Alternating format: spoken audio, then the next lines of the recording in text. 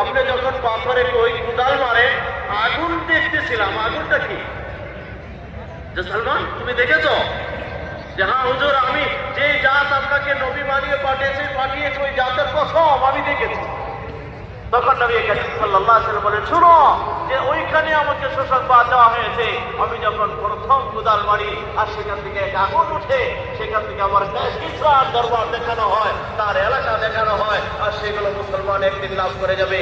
যে হ্যাঁ, যে আবার যখন দ্বিতীয়বার মারি ওই রুম দেশের কাইসারের যে তার দরবার তার এলাকা আমাকে দেখানো হয়, আর তৃতীয়বার যখন আমি তুরুক মারি যে কোদাল মারি তখন আমাকে তুর্কের এলাকা আমাকে দেখানো হয়। তখন তিনি বলতেছেন আপনি দোয়া করে দেন আল্লাহ যেন এইগুলো এলাকা মুসলমানদেরকে দান করে দেন। মেহমান বলছেন যে ভয়াবহ হালাত এত বেশি, কিন্তু অপর দিকে আম্বিয়া আলাইহিস সালামের যেমন ইয়াকিন ছিল, যেমন সাহাবায়ে কেরামের অবস্থায় না, নবীজি সুসংবাদ শোনাইতেছেন, সাহাবী দোয়া করাইতেছেন যে দোয়া করেন যেন এটা আমাদের জন্য হয়ে যায়।